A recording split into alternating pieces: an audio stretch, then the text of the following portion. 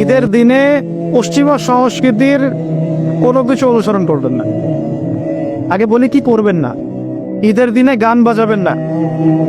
শয়তান 30 দিন বন্দি থাকার পরে ঈদের দিন দেখলে যেন মনে না হয় যে শয়তান ছাড়া পেয়েছে, এমনটা যেন মনে না হয়। ঈদের তো দরকার নাই। এই চাঁদ রাত বলে একটা কথা আছে না, চাঁদ রাত, আপনারা কি বলেন জানি না, আগের রাত। আমাদের এলাকায় চাঁদ রাত বলে, ঈদের আগের রাতকে চাঁদ রাত বলে। ঈদের চাঁদ যেদিন দেখা যায় আর কি, সেটা। তখন দেখি ইতিকাফ থেকে বের হয়েই দেখবেন রাস্তাঘাটে বাজারে সাউন্ড বক্স, গান হচ্ছে, ডিজে পার্টি হচ্ছে, রেস্টুরেন্ট ভরে গান হচ্ছে, সাউন্ড বক্স বাজছে। মানে 30 দিন শয়তান বন্দি ছিল, আজকে রাত্রেই খোলা পেয়েছে। ভাবটা এরকম। ঈদের দিন এই কাজগুলো করতে যায় না। আতশবাজি করবেন না, এই পটকা টটকা ফোটাবেন না। বাচ্চারা, ছোটখাটো বাচ্চারা একটু মজা করতে চায়, সেটা আলাদা বিষয়, কিন্তু এইগুলোকে ট্রেডিশন বানাবেন না। ঈদের দিনে ছেলে মেয়ে, গার্লফ্রেন্ড বয়ফ্রেন্ড রিক্সায় ঘুরবে না। ঈদের দিনে তারা একে অপরের সাথে দেখা করতে যাবে না। ঈদের দিনে সারাদিন ওই টিভিতে কি কি নতুন নাটক দিয়েছে, কি সিরিয়াল দিয়েছে, এগুলো দেখতে যাবেন না। রমজান মাসে আপনি কি কি শিখলেন? রমজানের সব শিক্ষা কি একদিনেই বিসর্জন দেওয়া লাগবে? রমজানের সব শিক্ষাগুলো কি ঈদের দিন বিসর্জন দেওয়ার জন্য ঈদ? ঈদের দিনে আপনি সকালবেলা উঠবেন, ফজরের সালাত আদায় করবেন, পারলে তাহাজ্জুদ পড়বেন, তাহাজ্জুদ পড়ে ফজর নামাজ পড়বেন, নামাজ পড়ে তেলাওয়াত করবেন। আপনার দিন শুরু হবে কোরআন তেলাওয়াত দিয়ে, আল্লাহর জিকির দিয়ে, ইস্তেগফার দিয়ে। এবার সকাল সকাল গোসল করবেন, সকাল সকাল গোসল করে মিষ্টি মুখ করবেন, খেজুর খাবেন, সেমাই খাবেন ইত্যাদি। নতুন কাপড় পরবেন, আপনার সামর্থ্য অনুযায়ী সেরা কাপড়টা পরবেন, আতর খুশবু ব্যবহার করবেন, সুন্দর করে গোসল করবেন। পরিবারের সবাইকে নিয়ে আপনি ঈদগাহে যাবেন, তাকবীর দিবেন, আল্লাহু আকবার, আল্লাহু আকবার, লা ইলাহা ইল্লাল্লাহ, আল্লাহু আকবার, আল্লাহু আকবার, ওয়ালিল্লাহিল হামদ, আল্লাহু আকবার কাবীরা, ওয়ালহামদুলিল্লাহি কাসীরা, সুবহানাল্লাহি বুকরাতাও ওয়া আসীলা। তাকবীর দিবেন, ঈদগাহে যাবেন। যারা ফতিহ, যারা ইমাম, তারা নামাজ পড়াবেন। ঈদের খুতবা হবে, ঈদের খুতবায় রমজানের শিক্ষাগুলো আবার স্মরণ করিয়ে দেওয়া হবে, যেগুলো আমরা সারা বছর ধরে রাখতে পারি, আমরা যেন ভুলে না যাই। এবং ঈদের দিন যুব সমাজ, যুবতীরা যা করে, এই যে বিনোদনের নামে প্রিন্ট মিডিয়া, ইলেকট্রনিক মিডিয়া, এগুলো থেকে সতর্ক করতে হবে।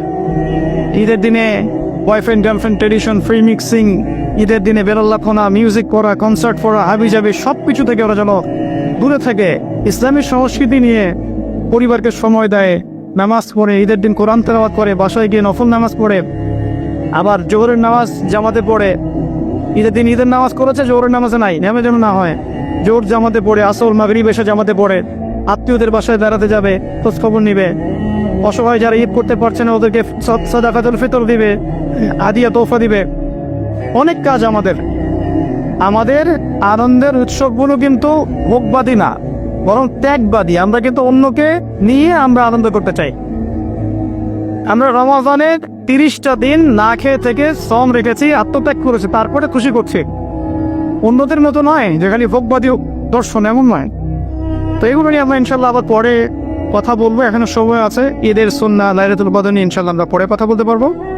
এগুলোর দিকে খেয়াল রাখবেন ইনশাল্লাহ। আল্লাহ পাক আমাদেরকে তৌফিক দান করুন, আমিন। ইসলামের মৌলিক 5টা স্তম্ভ কি, আর সবচেয়ে গুরুত্বপূর্ণ স্তম্ভটা কি? ইসলামের 5টা স্তম্ভ হাদিসে জিবরিলের মধ্যে আছে। কোথায় আছে? হাদিসে জিবরিলের মধ্যে আছে। সহিহ মুসলিমের হাদিস নাম্বার 9 এবং মিশকাত হাদিস নাম্বার 2। জিবরাইল আলাইহিস সালাম মানুষের রূপ ধরে এসে নবী সাল্লাল্লাহু আলাইহি ওয়াসাল্লামকে জিজ্ঞাসা করেছিলেন যে ইসলামের সংজ্ঞা কি, আখবিরনি আনি ইসলাম। নবীজি বলেছেন ইসলাম হচ্ছে আন তাশহাদা আল্লা ইলাহা ইল্লাল্লাহ ওয়া আন্না মুহাম্মাদান আবদুহু ওয়া রাসূলুহু। ইসলাম হচ্ছে প্রথমত তাওহীদ, লা ইলাহা ইল্লাল্লাহ, এবং মুহাম্মাদুর রাসূলুল্লাহ রিসালাত। এরপরে ওয়া আন তুকিমাস সালাত, তুমি সালাত কায়েম করবে, ওয়া আন তুতিয়াজ যাকাত, যাকাত প্রদান করবে, ওয়া তাসুম রমাদান, রমজানের সওম রাখবে, ওয়া তাহুজ্জুল বাইত ইন ইসতাতা'তা ইলাইহি সাবিলা, আর তুমি রমাদান মাসে, আর তুমি সামর্থ্য হলে হজ করবে, সামর্থ্য হলে হজ করবে। এই 5টা হচ্ছে ইসলামের পিলার। আমার সাথে বলেন, 1 নম্বর কি? তাওহীদ। 1 নম্বর কি? তাওহীদ, লা ইলাহা ইল্লাল্লাহ মুহাম্মাদুর রাসূলুল্লাহ। 2 নম্বর সালাত কায়েম করা। 3 নম্বর যাকাত প্রদান করা। 4 নম্বর রমাদান মাসের সওম। 5 হচ্ছে সামর্থ্য হলে হজ করা। এর মধ্যে সবচেয়ে গুরুত্বপূর্ণ হচ্ছে তাওহীদ। তাওহীদ নাই তো কিছুই নাই। তাওহীদ নাই, কিছুই নাই। লা ইলাহা ইল্লাল্লাহ মানে সবকিছু আল্লাহ থেকে হয়, আল্লাহ ছাড়া কিছুই নাই। কল্যাণ অকল্যাণ, ভালো মন্দ, ইবাদত, আমার ভালোবাসা, ভয় সব কার জন্যে? আমার জীবন মরণ, ত্যাগ তিতিক্ষা সব কার জন্যে? আল্লাহর জন্য। এটা আল্লাহ, লা ইলাহা ইল্লাল্লাহ। আর মুহাম্মদুর রাসূলুল্লাহ মানে সব কাজ হবে একজনের তরিকায়। তার নাম কি? প্রতিটা কাজ করবো কার তরিকায়? মুহাম্মদ সাল্লাল্লাহু আলাইহি ওয়াসাল্লামের তরিকায়। এ হলো মুহাম্মদুর রাসূলুল্লাহ। এটা সবচেয়ে ইম্পর্টেন্ট। আর হিসেব হবে কিয়ামতের মাঠে সর্বপ্রথম সালাতের, নামাজের। যার নামাজের হিসাব ঠিক থাকবে তার বাকি সব হিসাব ঠিক থাকবে ইনশাআল্লাহ। যার নামাজের হিসাব ঠিক থাকবে না তার কোনো হিসাবই ঠিক থাকবে না। আল্লাহ পাক আমাদেরকে বোঝার তৌফিক দান করুন, আমিন। 5 ওয়াক্ত নামাজ জামাতে পড়ার তৌফিক দান করুন। ঈদের দিন তার ঘরে খাবার নাই। আয়েশা রাদিয়াল্লাহু আনহা বলছেন যে ইয়া রাসূলুল্লাহ কিছু দিয়ে যান, আমরা ঈদের রান্না বান্না করব। নবীজি কিছু দিতে পারলেন না, সুবহানাল্লাহ সাল্লাল্লাহু আলাইহি ওয়াসাল্লাম। তিনি চলে গেলেন ঈদের নামাজ পড়াতে। ঈদের নামাজ পড়িয়ে বাসায় এসে দেখলেন রান্না বান্না হচ্ছে, মাশাআল্লাহ সবার ঘরে রান্না হচ্ছে। তো তিনি জিজ্ঞাসা করলেন খাওয়া করতে আস। তখন তার স্ত্রীরা বললেন, আম্মা জান যারা ছিলেন রাদিয়াল্লাহু আনহা, আয়েশা রাদিয়াল্লাহু আনহা সম্ভবত বলেছেন যে আপনি যখন চলে গিয়েছেন তখন উসমান বিন আফফান রাদিয়াল্লাহু আনহু তিনি প্রত্যেক স্ত্রীর ঘরে একটা করে উট পাঠিয়েছে খাওয়া। যে নবী সাল্লাল্লাহু আলাইহি ওয়াসাল্লাম নিজে ইলম আল্লাহর কাছে পেয়েছেন, সাহাবীদেরকে শিখিয়েছেন। সবচেয়ে বেশি কঠোর আমল তিনি নিজে করেছেন। নেতার অন্যতম গুণাবলী থাকতে হবে নববী সিরাতের আলোকে, নেতৃত্বের গুণাবলীর অংশে তাকে নিজেকে আগে আমল করে দেখাতে হবে। শুধু বড় বড় কথা বলা, লেকচার দিয়ে ক্ষান্ত হলে চলবে না, মানুষকে শেখালেই চলবে না, নিজেকে আগে আমল করে দেখাতে হবে। আমি কয়েকটা এক্সাম্পল দিচ্ছি। দেখুন, হুনাইনের যুদ্ধ চলছে, মনোযোগ দেন। হুনাইনের যুদ্ধ চলছে, নবী সাল্লাল্লাহু আলাইহি ওয়াসাল্লামের আশপাশের সাহাবীরা ছত্রভঙ্গ হয়ে গেছে। এই হুনাইনের যুদ্ধ হচ্ছে মক্কা বিজয়ের পরে, কিন্তু মক্কা বিজয়ের আগে নয়। তো সাহাবীরা ছত্রভঙ্গ হয়ে গেছে। নবী সাল্লাল্লাহু আলাইহি ওয়াসাল্লাম নিজে সামনে এগিয়ে গিয়ে তরোয়াল খুলে উঁচু করে বলছিলেন যে আনা মুহাম্মদ আনা রাসূলুল্লাহ লাস্তু কাযিবান, আমি মুহাম্মদ, আমি আল্লাহর রাসূল সাল্লাল্লাহু আলাইহি ওয়াসাল্লাম, লাস্তু কাযিবান, আমি মিথ্যাবাদী নই। তিনি যুদ্ধের ডাক দিয়ে পিছনে পড়ে থাকেন না, তিনি নিজে সামনে গিয়ে তরোয়াল উঁচু করে সাহাবীদেরকে ইন্সপায়ার করছেন যে আমি আল্লাহর রাসূল, আমি মুহাম্মদ, আমি মিথ্যাবাদী নই। আলুম্মা ইলাইয়া, আমার দিকে তোমরা আসো, ছুটে আসো। তখন সাহাবীরা ছুটে আসে। লিডিং ফ্রম দ্য ফ্রন্ট যেটা বলি আমরা, সামন থেকে নেতৃত্ব দেওয়া। এই শব্দটা শুনেছেন ক্রিকেট খেলার মধ্যে, তাই না? সামন থেকে নেতৃত্ব দেয়া। নবী সাল্লাল্লাহু আলাইহি ওয়াসাল্লামের চারপাশে সাহাবীরা খন্দকের যুদ্ধের সময় পখিরা খুঁড়ছে। খন্দকের যুদ্ধের সময় খাল করা হয়েছিল, মনে আছে আপনাদের? যাতে ওরা আমাদের কাছে আসতে না পারে, খাল করে দেওয়া হয়েছে। এই খাল খুঁড়তে আমাদের নবীজি নিজে বলেন নাই যে খাল খোঁড়ো তুমি, আবু বকর তুমি খোলো, ওমর তুমি খোঁড়ো, আলী তুমি খোঁড়ো, এটা নয়। তিনি নিজে নিজের লুঙ্গি বেঁধে নিয়ে এখানে খাল খুঁড়েছেন। নিজের পেটে খাবার নাই, পাথরও বেঁধেছেন। প্রচন্ড শীতের মধ্যে তিনি সেখানে উপস্থিত থেকে কাজ নিয়েছেন। বোঝাতে যাচ্ছি নবী সাল্লাল্লাহু আলাইহি ওয়াসাল্লাম শুধুমাত্র কথা বলেই ক্ষান্ত হতেন না, নিজে করে দেখাতেন। যে কোরআনের দাওয়াত তিনি মানুষকে দিচ্ছেন সেই কোরআন সারা রাত তিলাওয়াত করছেন। যে নামাজের দাওয়াত তিনি মানুষকে দিচ্ছেন সেই নামাজ পড়তে পড়তে তার পা ফুলে যাচ্ছে। এমন না যে নামাজ আপনারা পড়েন, আমি বললাম আমি পড়লাম না, আমি বললাম তাহাজ্জুদ পড়েন, আমি পড়ি না, আমি বললাম আপনারা বেশি বেশি নামাজ পড়েন, আমি নিজেই পড়ি না, এমন নেতা তিনি ছিলেন না। এখন আপনি মেলান থেকে আশপাশে কথা কাজে মিল আছে এমন নেতা কোথায় পাবেন? কয়জন পাবেন? নিজে খালি বলছি, মানুষকে নিজে করে দেখাচ্ছে কতটুকু। এরকম অসংখ্য এক্সাম্পল দেওয়া যাবে। নবী সাল্লাল্লাহু আলাইহি ওয়াসাল্লাম বদর যুদ্ধে নিজের সামন থেকে নেতৃত্ব দিয়েছেন। নবী করিম সাল্লাল্লাহু আলাইহি ওয়াসাল্লাম মানুষকে অনাড়ম্বর জীবনযাপন করতে বলেছেন। নিজে কি বিলাসী জীবনযাপন করেছেন? তিনি নিজেও মাসের পর মাস তার বাসায় চুলা জ্বলছে না। এগুলো আমরা আসলে চিন্তা করতে পারবো না। আর আমাদের এত পরীক্ষা আল্লাহ পাক নিবেনও না, কারণ এগুলো যার ঈমান যত উঁচু তার পরীক্ষা তত বেশি হয়। নবী সাল্লাল্লাহু আলাইহি ওয়াসাল্লাম বাসায় তার খাবার নাই, খেজুর খেয়ে থাকছেন, অনেক সময় রুটি খাচ্ছেন, জাইতুনের তেল দিয়ে খুব রেয়ার গোশত খাচ্ছেন। নবী হওয়ার পরে তিনি 3 দিন টানা পেট ভরে খান নাই। তার মানে কি তিনি শুধু নিজে বড় বড় কথা বলেছেন? না, নিজেও সেটা আমল করে দেখিয়েছেন। খেয়াল করে দেখেন, নিজে মানুষের খালি বলেননি তোমরা দান সৎকা করো, বরং যেই তার কাছে হাত পাতত তাকেই তিনি দান করে দিতেন। দান করতে করতে করতে এমন একটা অবস্থা, ঘরে আয়েশা রাদিয়াল্লাহু আনহা থেকে শুরু করে অন্য স্টুডেন্টের কারো ঘরেই কোনো খাবার নাই। ঈদের দিন তার ঘরে খাবার নাই। আয়েশা রাদিয়াল্লাহু আনহা বলছেন যে ইয়া রাসূলুল্লাহ কিছু দিয়ে যান, আমরা ঈদের রান্না বান্না করব। নবীজি কিছু দিতে পারলেন না। সুবহানাল্লাহ সাল্লাল্লাহু আলাইহি ওয়াসাল্লাম। তিনি চলে গেলেন ঈদের নামাজ পড়াতে। ঈদের নামাজ পড়িয়ে বাসায় এসে দেখলেন রান্না বান্না হচ্ছে, মাশাআল্লাহ সবার ঘরে রান্না হচ্ছে। তো তিনি জিজ্ঞাসা করলেন খাবার করতে আসবো। তখন তার স্ত্রীরা বললেন, আম্মাজান যারা ছিলেন রাদিয়াল্লাহু আনহা, আয়েশা রাদিয়াল্লাহু আনহা সম্ভবত বলেছেন যে আপনি যখন চলে গিয়েছেন তখন উসমান বিন আফফান রাদিয়াল্লাহু আনহু তিনি প্রত্যেক স্ত্রীর ঘরে একটা করে উট পাঠিয়েছে খাওয়া। আপনারা ব্যবসায়ীরা উসমান রাদিয়াল্লাহু আনহুর মতো হয়ে যায় এবং দিনের জন্য আপনাদের এই অর্থ বিত্ত যা আছে ঢেলে দেন ইনশাআল্লাহ। যে ব্যক্তি দুনিয়া গোছাবে আল্লাহ পাক তার পরকাল গোছাবেন না, যে ব্যক্তি পরকাল গোছাবে আল্লাহ তার দুনিয়ায় গুছিয়ে দিবেন ইনশাআল্লাহ। আর আল্লাহ নবী সাল্লাল্লাহু আলাইহি ওয়াসাল্লাম এরপর কি করেছেন জানেন? হাত তুলে দোয়া করেছেন। দোয়াটা আমি মুখস্থ করে রেখেছি, কারণ আমার ছেলের নাম উসমান, ওকে দেখলে আদর করতে হবে, দোয়াটা যেন করা যায়। আল্লাহুম্মা সাহহিল হিসাবা আলা উসমান, আল্লাহুম্মা সাহহিল হিসাবা আলা উসমান। আল্লাহ তুমি উসমান রাদিয়াল্লাহু আনহুর একদম সহজ হিসেব নিয়ে নেন। এই জন্য উসমান রাদিয়াল্লাহু আনহুর হিসেব হবে 3 নাম্বার। প্রথমে আবু বকর সিদ্দিক, তারপর উমর ইবনে খাত্তাব, তারপর উসমান ইবনে আফফান, এবং তিনি যাবেন বের হয়ে চলে আসবেন। হিসাব সহজ নাই। ওই যে দোয়া নবী সাল্লাল্লাহু আলাইহি ওয়াসাল্লাম করেছেন একদিনের আমল, এরকম লাইফ ছিল তার।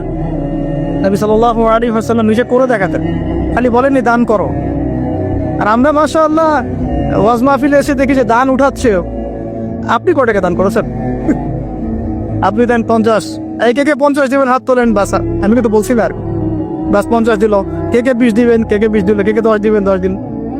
লাস্টে দেখা যায় যে আস্তে আস্তে নোট কমতে থাকে, 1000, কে 500 দিবেন।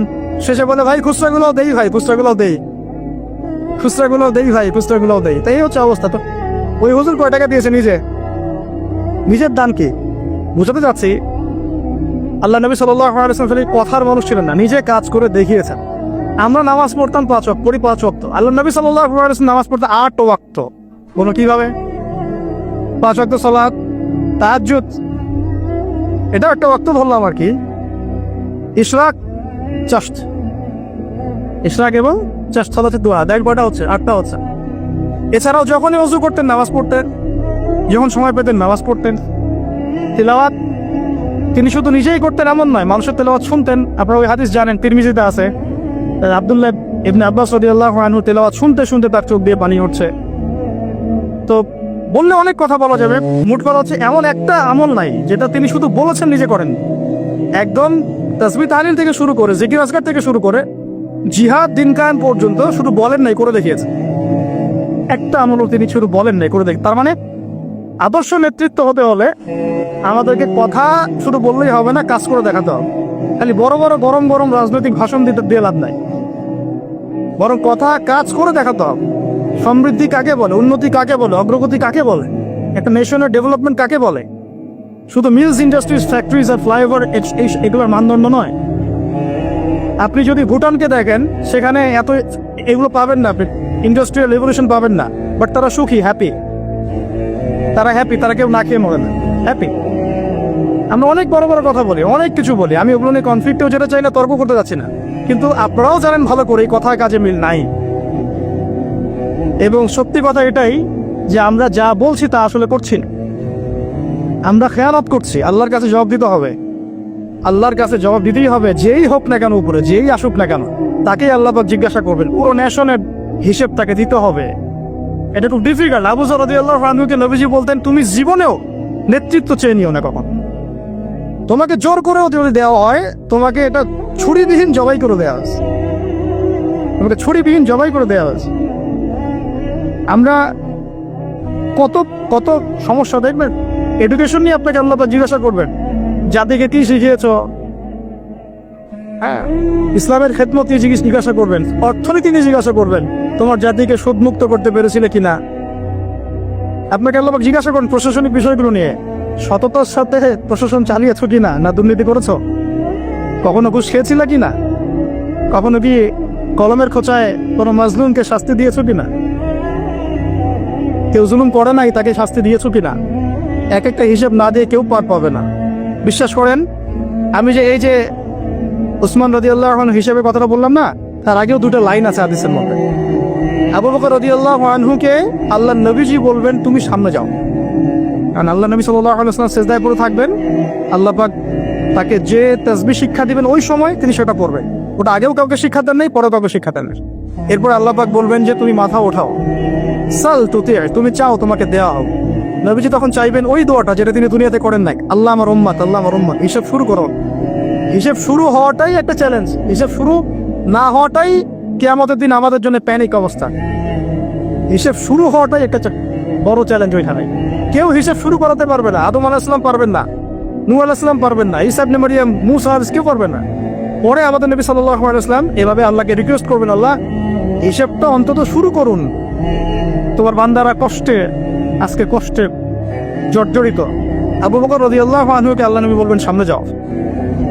তিনি যেতে যেতে কান্নাকাটি শুরু করে, আবু বকর কান্নাকাটি শুরু করে দিবি, ইয়া রাসূলুল্লাহ আমি তো অনেক পরে ইসলাম কবুল করেছি, সেই কত বছর বয়সে, আমি কিভাবে আগে হিসাব দিতে পারি?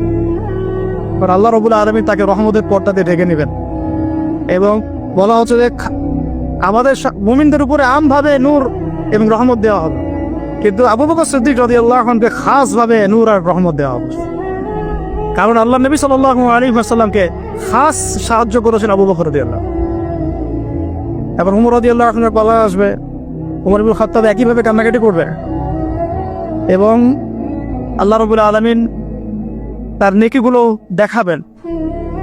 নবী সাল্লাল্লাহু আলাইহি ওয়াসাল্লাম বলেছেন যে কেউ যদি আসমানের সমস্ত তারাকে একত্রিত করে, ওর মিসাল আর উমর ইবনে খাত্তাবের নেকির মিসাল হবে। শুন, এরপরে উসমান রাদিয়াল্লাহু আনহুর কথা তো বললামই, তারপর আলী ইবনে আবি তালেব, তার ব্যাপারে এসেছে সবচেয়ে তড়িৎ হিসাব তারা, সবচেয়ে ফাস্ট। আলী রাদিয়াল্লাহু আনহু একটা দোয়া করতেন, এই দোয়াটা আমরাও করি। তিনি দোয়া করতেন যে আল্লাহ আমি চাই না যে আমাকে শিশু বয়সেই, কিশোরে বা যৌবনকালেই কোনো একটা অঘটন হলো বা দিনের জন্য কোনো একভাবে আমার ইন্তেকাল হয়ে, এটা আমি পছন্দ করি না। এটা আলী রাদিয়াল্লাহু আনহু বলতেন। বরং আমি চাই দিনের জন্য আমি খেদমতের পর খেদমত করতে থাকি এবং কষ্টের পর কষ্ট সহ্য করতে থাকি এবং শেষে গিয়ে শাহাদাত লাভ করেন। ঠিক আল্লাহ রাব্বুল আলামিন তাকে ওইভাবেই মৃত্যু দিয়েছে।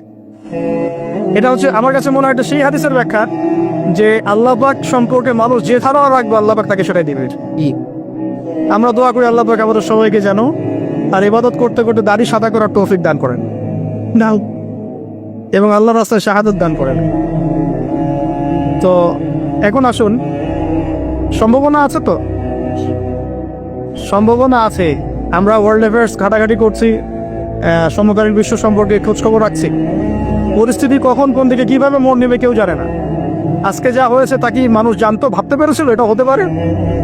ও বাই দ্য ওয়ে, এখন আপনি অনেককেই অনলাইনে পাবেন না, যাদেরকে অনেক লাভঝাপ করতে দেখেছেন, এরা এখন সব ঘুমটা দিয়ে গর্তে ঢুকে যাবেন। নাই, কোনো কথা নাই, চুপ। বরং দেখবেন ইসরায়েলের পক্ষ নিয়ে কথা বলা শুরু করেছে, না হামাসের এটা উচিত হয় নাই, না এটা উচিত হয় নাই, এটা কেমন আরো বেশি আগ্রাসন চালাবে। আরে ভাই, আগ্রাসন কি কম চালাচ্ছে নাকি এমনিতেই? আমাদের একজন উস্তাদ এক কথা বলেন যে যদি প্রতিহত করা হয় তাহলে যে বিজয় হবে এটা নিশ্চিত না, কিন্তু প্রতিহত না করা হলে যে পরাজয় হবে এটা নিশ্চিত। তো তারা যদি প্রতিহত করে, এটা অপরাধ? বিগত 70 বছর থেকে যে তারা আমাদের মা বোনদেরকে মেরে ফেললো, বাচ্চাদেরকে বোম্বিং করলো, এটা কিছু না? তখনও তাকে পাওয়া যায় না। এখন খুশির একটু খুশি প্রকাশ করা, অভিনন্দন জানানো বা আলহামদুলিল্লাহ পড়ার মতো ইমান দেখা যায় না। তো আহলুন নিফাক ওয়াল আহলুল ঈমান পার্থক্য হয়ে যাচ্ছে, আপনারা বুঝে নেন, চিনে নেন, এটা আপনারা বুঝে নেন। আল্লাহ পাক আমাদের সবাইকে ইমানদারদের কাতারভুক্ত করে দেন। 3 নম্বর পয়েন্টটা খুব ইম্পর্টেন্ট এবং এটা খুব বড় আলোচনা ছিল, কিন্তু আমি সময় সংক্ষিপ্ততার কারণে শর্ট করলাম। আপনারা বুঝে নেন যে আল্লাহ নবী সাল্লাল্লাহু আলাইহি ওয়াসাল্লাম শুধুমাত্র এমন নবী ছিলেন না যিনি শুধু কথা বলে ক্ষান্ত হতেন, দাওয়াত দিয়ে ক্ষান্ত হতেন, বরং নিজে সবকিছুর উপর সর্বাগ্রে আমল করে দেখাতেন।